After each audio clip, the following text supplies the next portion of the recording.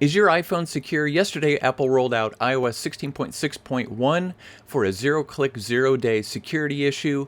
I'm also going to show you how you can keep your iPhone automatically updated with these security patches, so keep watching.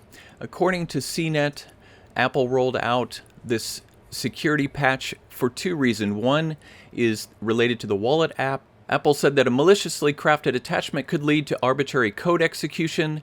That means a third party could steal your data or hack your device for other nefarious purposes, according to the IT services company Okta. That is a very concerning issue, so that would be one of the main reasons why I'd want to upgrade immediately to 16.6.1. The second issue is an image I/O, the iOS framework that allows applications to read and write image formats on your iPhone.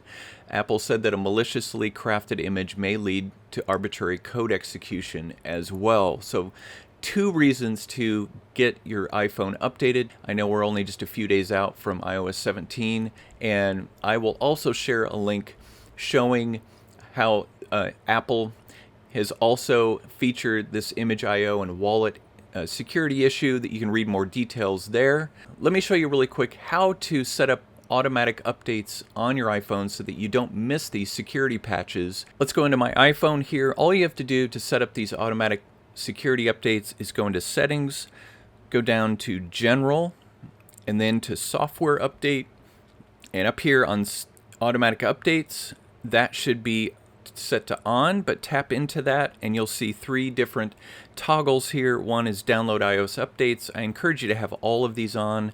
The second, install the iOS updates automatically overnight as long as you're connected to Wi-Fi.